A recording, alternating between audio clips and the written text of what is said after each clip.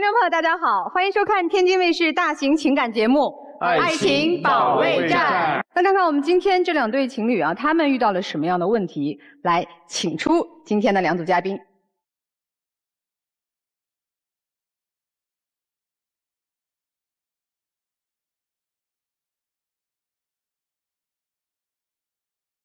首先要疗愈的是本期第一对情感嘉宾宗先生，32岁，来自吉林，厨师；隋女士，30岁，来自吉林，美甲师。他们究竟遇到了怎样的情感困惑？请给你们的婚姻打个分。肯定打100分啊！现在我过得挺幸福的，家里也没啥事儿。也就30分吧，这30分还是看在以前他对我的好的面子上给他的。请用3个词形容一下对方。他老爱翻旧账，特别不理解我，他就是身在福中不知福。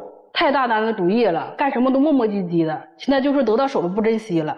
你今天来的诉求是什么？我感觉没啥诉求啊，我现在过得挺幸福的，唯一的要求就是我希望我媳妇以后多包容我点，多理解我点。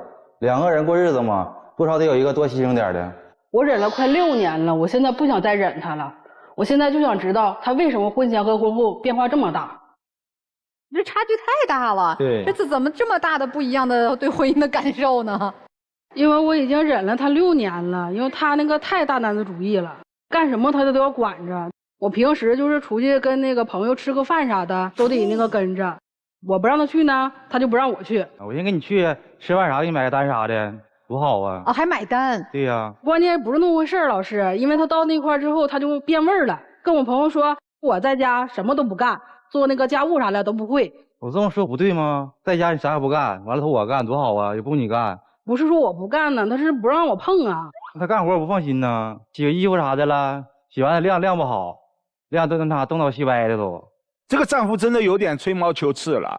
晾衣服有标准吗？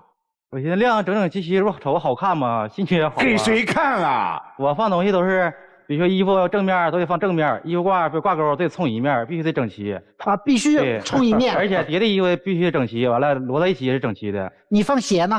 鞋也是，必须比这齐擦的，放在一个位置，颜色也分开。哇！妻子，你是那种就是过于凌乱的呢，还是说你认为自己是适度的？我是正常的，正常的，就是不是过于凌乱那种。对，所以你认为这个还是他的问题大一点？对，就是他主要就是说他在我朋友面前就是埋汰我呀，因为他说我不会干。其实你是不接受他在外边在朋友面前就对踩乎你了哈。对，他不光这样呢，就是说跟朋友出去吃饭的时候，我就说话的态度啥的都不一样。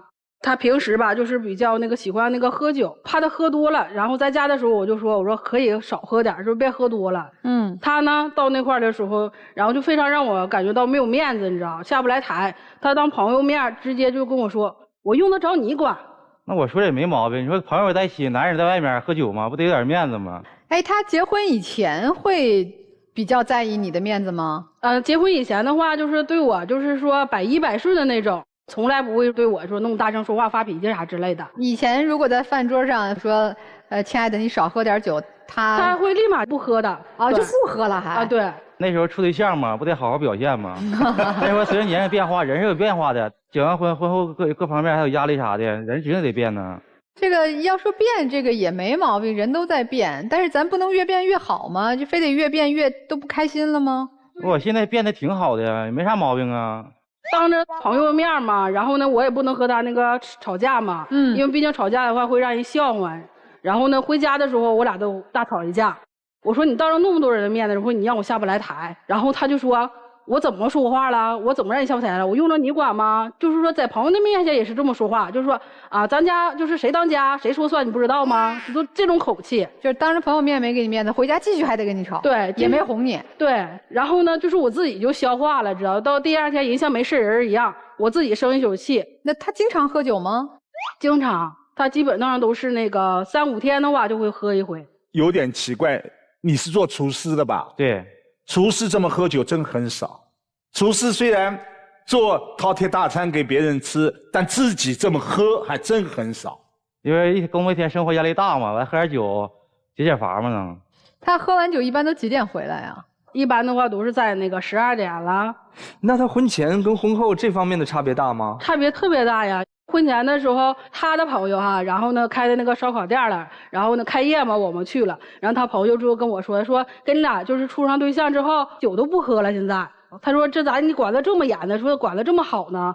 就直接就是他朋友在他朋友嘴里说出来的。然后出去吧，就是平时我自己体质就比较胖嘛，然后出去就是说不喝那个饮料啥的啦，他直接喝矿泉水啥，从各方面都照顾我，出门都是给我那个背包拿包东西啥都是他拿。现在都没了，现在都没了。现在就是跟他出门都是我自己背包，东西都是我拿。哎，那你结婚以前就是他那种什么挂衣服都要挂朝一顺的呀，什么不让你干活，怕你弄得不好啊，就这种。他婚前会好一点吗？婚前不这样啊，婚前要是一直这样，我也忍不了现在。那这婚后是越来越严重吗？对，这2年开始越来越严重了。平常吧，比如说我回家，你说包嘛，就随手往那块一放是吧？他回来的话就会说，告诉你800遍了，这个包要这么放。他的东西我都不能碰，我只有我自己的位置，就是说我有我自己的1亩3分地，就属于那种。他的东西你不能碰啊？对，我不能碰。他一碰完之后就歪歪扭扭了，不整齐还。所以这东西包括了什么呀？衣服了、鞋了，他一拖地啥，凳子了，还有凳子也不能碰，碰歪了，一拖地碰歪了。你这个太苛刻了，你看他一切都原形毕露了吧？但是你忘了他的职业，他是厨师，是大厨，因为大厨他有一个习惯，油盐酱醋放在这里是不能动的，谁都不能动。但是生活是生活，工作是工作，而且你这个落差就让他不舒服。如果说在恋爱的时候你就按照自己的职业习惯，我就是这样的，那么他也无话可说。关键是有落差，也就说明你是可以改的。你以前装也装出来了嘛。我来那个酒店之前，我就是说昨天来的嘛，然后我就偷偷的话，我就自己录了一段视频。因为我就怕他不承认，看一眼啊！啥时候录视频了？我不录视频你也不承认呢，你这个就是生活中有可能说这个小事，但是这个小事就是压得我就是现在喘不过来气。这不是小事，会把婚姻摧垮的。看看啊！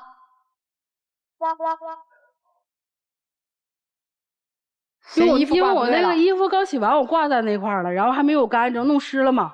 然后我就是正常的挂衣服不应该随手就一挂吗？嫌你衣服挂反了。对，像我衣服就挂反了，还没挂在中间，你看。但是这个正反有关系吗？真的没关系啊，都会干的呀。对，它挂在中间，不能挂边上。然后我那是充电器，因为我手机没有电，充会儿电，然后充电器没有拔，还有包放在那块，他就会把我的充电器他都要给你纠正。对，给我拔下来，然后重新给我整，然后就这样，就特别磨叽，干啥都是。哎呦，这种生活怎么过？这样以后就是我现在就很无奈，就是我让他给我整的太累了，心太累了，就是现在跟他。你在他旁边干啥呢，先生？他让我起来，为啥？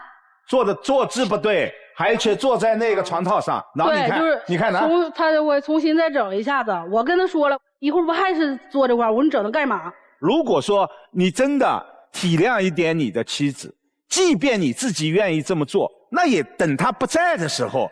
是这样的，就是有强迫行为啊，他很难体谅人，就是他很难受，他是一个心理状态的一个变化。但是你看这个妻子，她的难受是什么呀？你婚前不这样，你婚后变了，说明你其实有能力去控制。他婚前这个刮衣服啊什么都不这样，是吗？不这样，但是他会叠得板板正正那种，是越来越严重了。对。但是他有一个这个落差，那就说明同样的一个人，你看他在婚前百依百顺，一切都可以，等到婚后他什么事都斤斤计较了，这说明是心态出问题了。我感觉这都小事啊，你说你上这说啥嘞？对于他什么事都是小事，那你说买房算不算大事吧？买房大事啊！我俩买房的时候吧，交那个定金了，然后在需要付首付的时候，就是他把这个钱借出去，他一点都没和我商量，就是我不知道这个事情，压根儿就。朋友说父亲有病住院了，着急用钱，完我借给他了，借了几万块钱。房子咋办呢？房子我没有买上，而且我那个定金还打水漂了。这事儿你没跟他商量？对，他没有和我商量。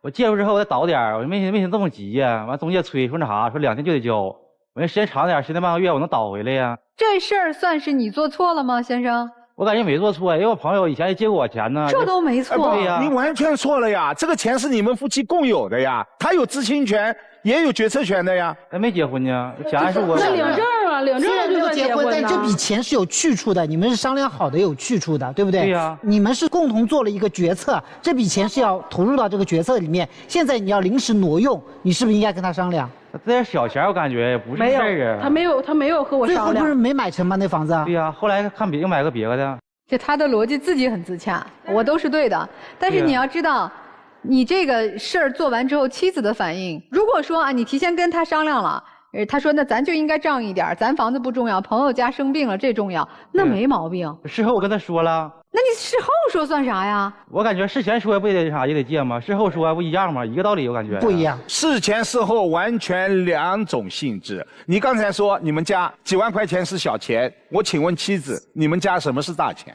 在我认为这就算大事儿了。当然是大钱啊！最不理解就是说，你可以借，就是我也可以同意你是去拿去，是不是啊？但是你可以提前告诉我一声，跟我商量一下，因为我都不知情，完还整的那个定金还打水漂了。还有别的事儿吗？还有就是说年前的时候那个买车，这不也是大事儿吗？他也都是没有和我商量，自己把车提回来了。这又是咋回事啊？银行卡都会有短信提醒吗？看见这个钱出去了。然后他回来的时候，他就跟我说他买车了。怎么买车也不跟媳妇儿商量啊？我寻思给他个惊喜嘛，买个车，突然之间。这是惊喜，这是惊吓。我请问，买车的钱是小钱还是大钱？也是小钱啊。也是小钱，但是这个小钱是不是夫妻共同所有的？是啊，但是我媳妇之前也说了要买车呀。你去问一问你身边，家里如果买个车，会自己的妻子根本不知道准备买什么车、什么型号、什么颜色，甚至多少钱。因为他也不会开啥的，你这跟他商量也没用啊。你觉得啥是大事儿？我家也没啥大事儿，我感觉一般都是小事啊。房子、车都不算大事儿，那生孩子这事儿算大事儿吗？生孩子我感觉算大事儿。那你俩这大事儿商量了吗？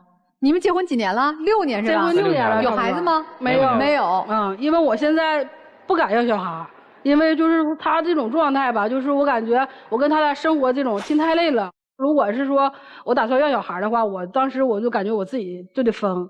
如果这生孩子不是必须和你商量，我估计他也自己做主了，是吧？这必须俩人配合吧？你得跟你老婆商量才能生孩子吧？这个不用商量吧？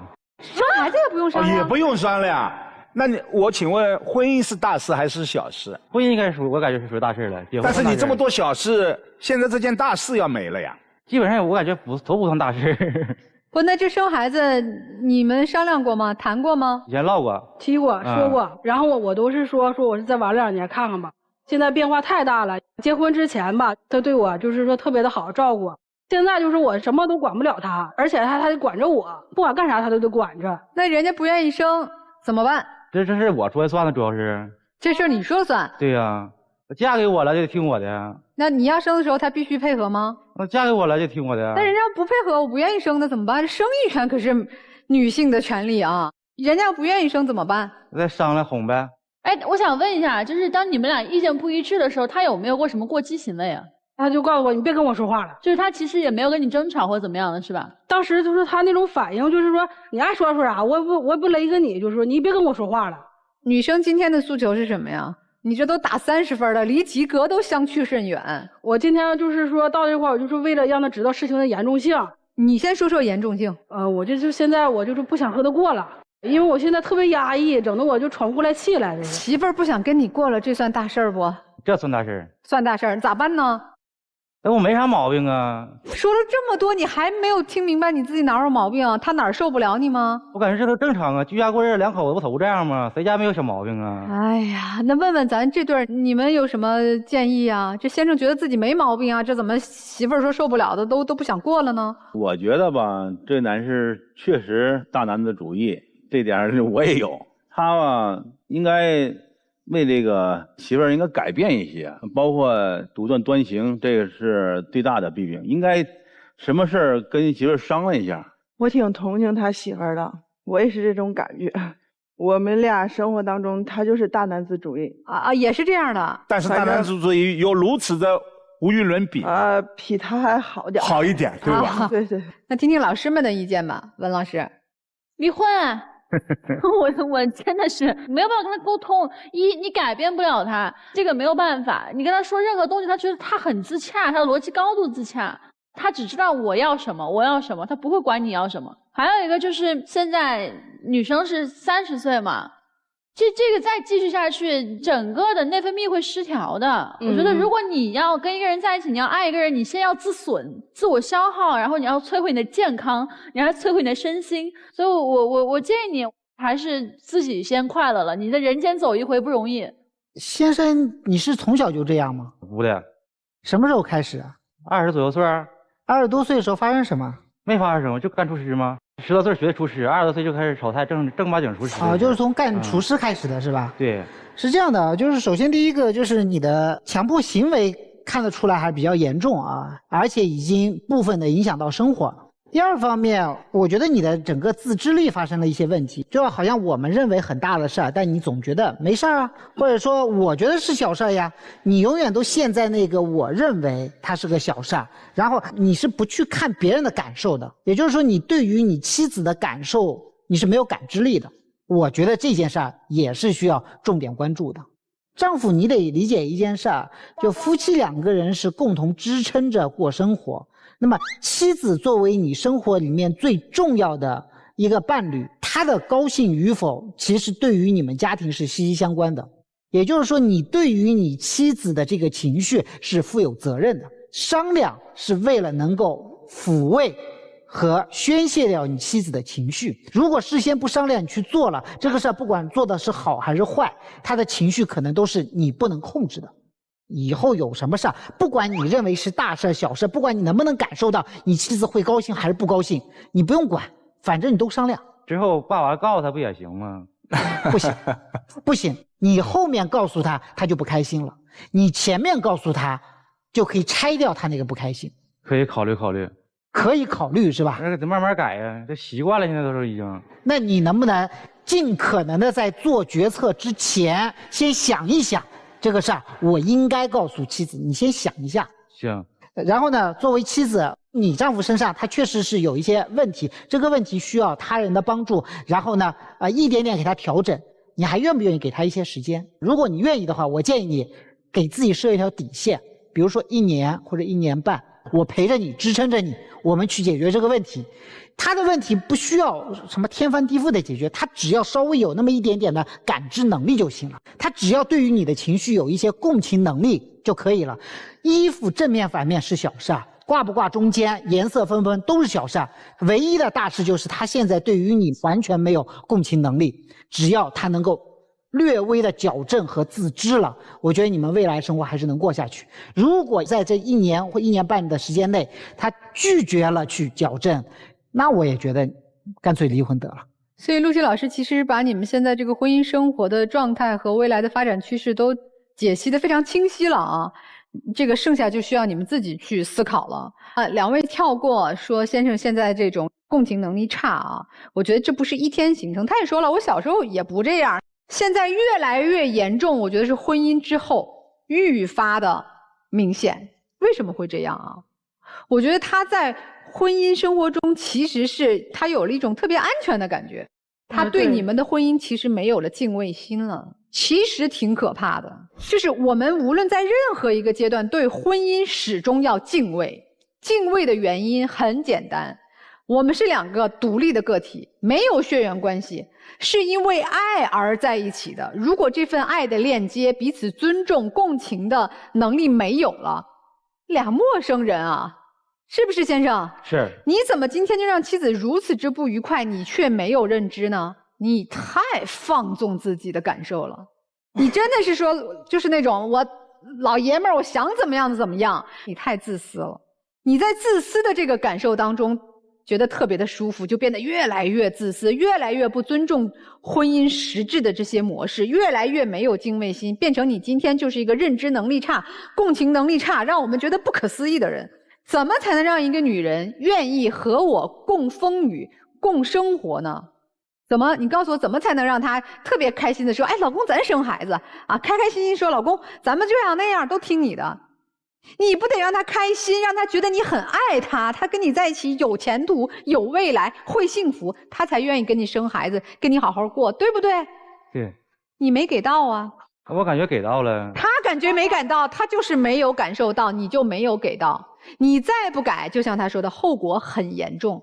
最后人严重到说，你无论做了什么，我觉得你不爱我，我也不爱你了，我不开心了，不跟你过了，行吗？所以你要认识到事情的严重性，开始调整你的思维模式。首先要调整我们用正确的思维方式去面对婚姻关系，放下你的自我和自私、大男子主义，去想他所想，爱他所爱，你们的生活就愉快了。明年咱就能生孩子了。明白吗？你要再这样一味下去，明年别说生孩子了，你们的婚姻可能都到头了，是大事儿吧？是大事儿，是大事儿，就赶紧听媳妇儿的一些话，按照她的想法去调整你的生活状态，好吗？好。其实强迫行为是你们婚姻当中最大的一个障碍。现在是，我不知道你在之前你跟他谈恋爱的时候，你是怎么来克服自己强迫行为的？之前也跟他差不多啊，没啥。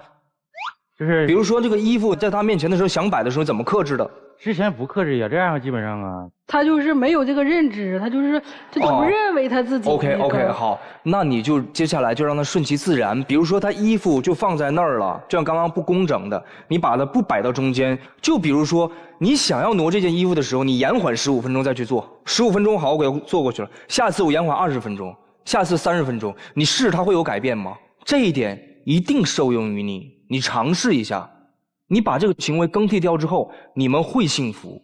好，最后一句话，如果还在你身上一直牢固的撕不掉的时候，你再生出来的孩子也会跟着你媳妇儿一起跟你来痛苦。所以你尝试一下。丈夫给自己的婚姻打了100分，就像我给中国5G 192的话弹，我打的也是100分。但我们两个不同的是，我打的名副其实，你打的名不副实。你妻子给婚姻打30分，我认为是符合你们现在的婚姻状态的。如果在婚前你也是这样的状态，这位妻子她无话可说，自己的选择自己买单，但她不能忍受的就是婚前婚后的巨大的变化。这些大的变化并不是说一定要变心，但这一种天翻地覆的变化足以让这一位妻子对你们的婚姻没有了任何的信心，甚至是期望了。你说原因是什么？我认为更多的是你内心根深蒂固的大男子主义。在你的眼里，你就是婚姻的主宰，你就是这个家庭的主宰，你的话就是真理，你做的事就是标准。而且你释放出来的这一些行为，不管不顾，根本不考虑自己妻子的感受和她的想法。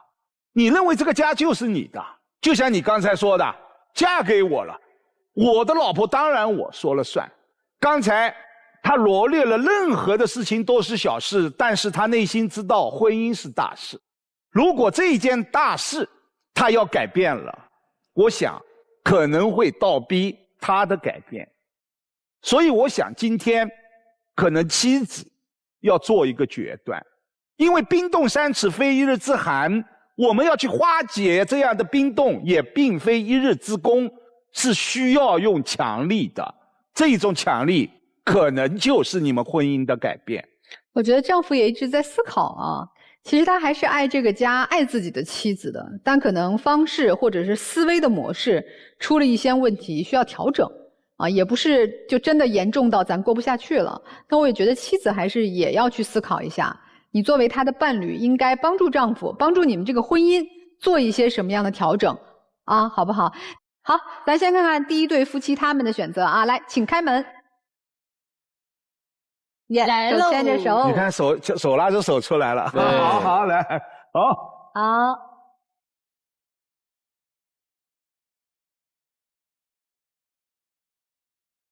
想明白一些事儿了？想明白了。是你家现在出了大事儿没有呀？有大事儿。对，那得好好解决了吧？对，你有点怕了，万一他真走了，你怕吗？害怕。那准备下一步怎么办？回家改自己的小毛病，尽量控制这些，能改过来感觉。多和媳妇儿商量沟通啊，好不好？好。你要向我学习，听老婆的话永远不会错，说这句话也永远不会错的。听老婆没事。哎，妻子有什么想跟丈夫说的吗？我希望就是再给我们彼此，毕竟结婚了6年了，希望给我们彼此再给一次机会。遇到事儿咱解决事儿，去调整，希望你们的生活越来越幸福，越来越美满。谢谢老师。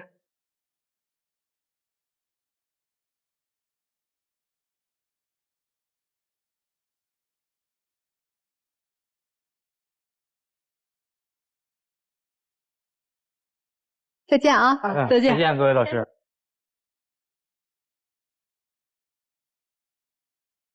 哎呀，这第一对小夫妻其实还是有很大调整的空间和幸福的这个路程的。